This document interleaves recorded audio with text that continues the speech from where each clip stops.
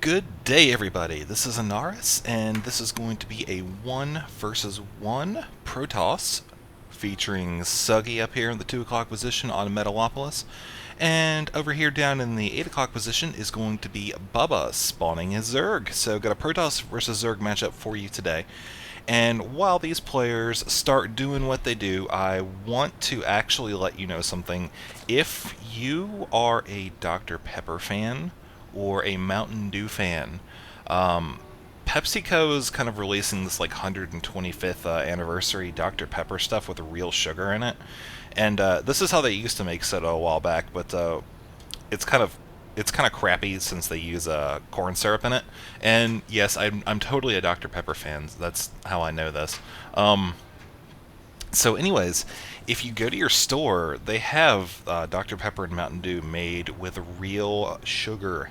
It's really freaking good. If you like soda or if you want to try something new, go give it a shot, man. I absolutely love the stuff with real sugar. I mean, I'm not going to sit here and drink it all day and give myself diabetes, but I will say that it is a pleasant experience if you have not tasted it already. So, taking a look at what the players are doing here, we have a probe getting ready to check out what is going on in the Zerg's base. Looks like Zerg is going to respond in kind by sending his own drone out, possibly to get an expansion here. I like how he sent the drone out down here to kind of hug along the side, and then double back up and expand. If a probe were coming in here and just scooted up the ramp, then the probe would not have seen that. So do have his own scouting drone going out as well here. And taking a look at the ramp, it looks like they're trying... The Zerg player... Let me see... I think what's happening is the Protoss is trying to bait the drone up from the base of the ramp, so that way he can maybe build something down here. Because I know I've seen before a Protoss player can build something right here and then put a probe right here and deny entrance to and from the base. So it looks like that's kind of what he was trying to do here, but not really successful because Bubba did keep that drone here, kind of blocking the Protoss' intentions. Meanwhile, up at SUGGY's base, it looks like he has got an early expansion going on down here. I think he realizes that right as of this moment, the Zerg, because he got the spawning pool after the hatchery, the Zerg isn't going to be that immediate of a threat. So very smart move by the Protoss player to come down here and place his buildings. So one thing he has to watch out for is if the Zerg player decides to send any sort of Zergling run-by past these buildings, because his spawning pool is now complete. So if he were to field some Zerglings very quickly, he could possibly get in and do some really devastating damage to the Protoss player. Meanwhile, down at the Zerg base, this expansion is complete, and it will be, looks like we're going to start seeing some drones coming very soon, as the scouting drone does come back from doing its job, checking out the map. And the Zerg player has scouted what the Protoss is doing. We do have a couple Zerglings going in here, however, I'm guessing they're probably just going to be scouts. Yep, taking over the Zelnaga watchtowers, making sure there's no expansions going out anywhere else. While this Overlord is now going to park over the Protoss natural expansion, and Bubba's probably thinking, uh-oh, this Protoss guy has expanded here too, and he's got a pretty good wall set up. So with this, since he's got chrono boosting out probes from both Nexus, it looks like his economy is going to get really super quick. And he also has a cybernetic score that just went down as well. So very well positioned Zealot right here is going to keep the Zergling from getting in to scout beyond the immediate expansion area. Meanwhile, in the Zerg base, we have a Roach Warren going down. Very good counter for the Zealots. Queen coming out. And it looks like he is doing a... he is going to go ahead and expand his creep up towards the second base up here, which would be very good decision for the Zerg to do if he can go ahead and double expand. That would help him kind of negate the advantage that the Protoss player will have very shortly, because if the Protoss player is able to fully saturate with this expansion, what looks like it's very close to be doing, he will be able to push out with a very large force very early and overwhelm the Zerg opponent. So we'll have to see as the game progresses what is going on here. Very well placed pylon to make sure no Nidus worms pop into the back of the Protoss base. As both players are continuing to macro up here, we are about 7 minutes into the game so far. So we're seeing a lot of structures from both players from being 7 minutes into the game. Well, Zerg kind of, not so much. Zerg pretty average. He's got He'll probably be getting his second gas here in the immediate future, and grabbing a lair as well. And he is starting to pump out the roaches. The probe getting in here, seeing that there are roaches on the way as well as a lair. He is continuing to produce more gateways. I see 1, 2, 3, 4, 5. So 5 gateways right now. 2 complete, 3 more on the way. And I believe, yep, it looks like warp gate technology will be done very soon here. Just popped up. So expect to see a lot of Tier 1, or a lot of gateway units here in the very near future, as he had just got a ton of them coming up now. Which it's actually a really good call for him to do that, because he was able to get that expansion so early. Sorry, I'm stumbling there. He was able to get his expansion so early, and I mean, the Protoss gateway units, if he attacks at just the right time, it will just be devastating against that Zerg player. So the Protoss player is going to scout out here. He's barely missing that Zergling, man. This guy is just barely, wow. He is one lucky Zergling. Nope, just kidding, you're dead. And, Zerg player here just kind of building up, doing his own thing, spreading the creep around as well. Very good move. Newer Zerg players, take note. This is what you want to be doing the entire game. Just spread your creep all around, everywhere you can. And, Bubba is grabbing the Zergling speed increase, as well as some of the roach upgrades, in addition to a Spire. So may see some muta harassment here. That's very good versus any sort of land-based attack, as the land units, even Blinkstalkers, will take a little bit of time to react to the constant harassment by the Mutalisks. A robotics facility going down as well. Weapons 1 upgrade on the way. Looks like it just started a second ago. He is making very good use of the Chrono Boost ability.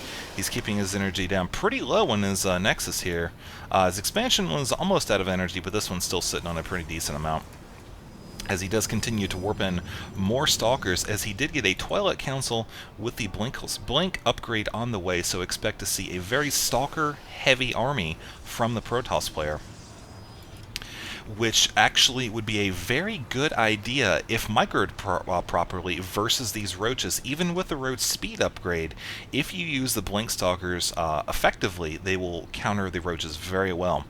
As this roach army does try to move out, it may decide to hit the expansion, which would be a very good move, because he has got to deny that Protoss that income. The Protoss has invested a lot very early into his production abilities, so to speak, and which has kind of left him a little bit on the light end army-wise, but he still has quite a formidable force. Since his expansion is fully saturated, as well as his main, he is now in full production of the gateway units. So really, at this point, even though the roaches are going to catch the Stalkers out of position, we do have 3 sentries here, which is going to equate to a lot of force fields if used properly. There you go, right there. A lot of force fields protected those units, giving the Blink Stalkers time to react quickly, come back, and put an end to this attack. Even though the roaches are killing some of the Stalkers, we are seeing more force fields here, which is a very good move by SUGGY to drive off these roaches. And he is going to retreat, which is really his only option at this point. I mean, these Blink Stalkers, man, you can see right here firsthand, they are going to catch up and just own these roaches so hard, especially since they've got the high ground. Very good use of the Blink ability there to drive the roaches back even further. And Zerg is going to send some reinforcement roaches here, probably just going to bunch them up with his ball and continue retreating, as the Protoss player continues to pick off, using his Blink ability, more and more roaches from this army. Zerg has expanded over to the 10 o'clock position as well, so he does have that additional income. Let's actually take a look at that here. Protoss sitting just under the Zerg player. However, the Zerg is continuing to make those roaches, and he does have this nice creep highway here. This is also something else you can do, very effective. And a nice little thing you can do for the newer Zerg players, you can come down here and spread the creep with one of your overlords, and then place a creep tumor in this spot, and that'll help it expand, and you won't have to keep this overlord here once the creep tumor's down. So Protoss army is moving out. Very, very Stalker heavy army. it's an excellent choice because, I mean, he knows the Zerg player is continuing to pump out the roaches. We can see some Zerglings finally taking to the field here. We do have quite a number of them, as well as a couple, or one immortal, and we do have the burrow upgrade as well. Another engagement here. He is force fielding down. Very good move, keeping these roaches at bay while ranging or outranging them. And he is continuing to blink back just a little bit. So there's the blink, making very good use of that. And he's blinking black all of the low units. You can see that some of the low units here, he probably would have blinked those back to the back if that battle had continued. And he's trying to bait around the the Zerg player a little bit here. Very good strategy. He's continuing to blink back. I love seeing a good Protoss player that can blink micro, man. It's a thing of beauty to watch. I mean, even with the Zerglings, man, it was still just, he was able to blink back those low units, keep them in the fight for as long as possible, and he is continuing to do so as his Corruptor's just hanging out, man. He's like, I don't even know why I'm here right now. But the Zerg player is actually trying to get a Greater Spire to get some Broodlords, which would be a good counter versus the Blinkstalkers. However, at this point, you know, the Protoss is keeping such good pressure on the Zerg forces that he's really not going to be able to maintain the income that he needs to field the quantity of Broodlords required to stop this army, as the Protoss does have his own expansion coming down here at the 5 o'clock position, with practically double the Stalkers getting ready to reinforce these bases. Run, Stalkers! Okay, there we go.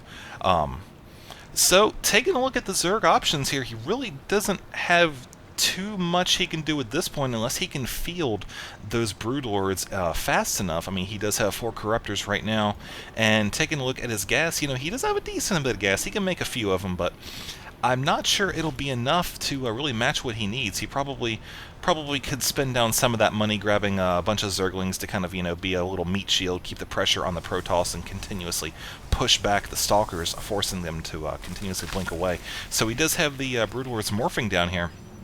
4 Broodlords, and taking a look at the Protoss base, man, he has got so many gateways. I mean, we're about 15 minutes into the game now, and I mean, we're looking at 1, 2, 3, 4, 5, 6, 7, 8, 9, I think 3 more down here.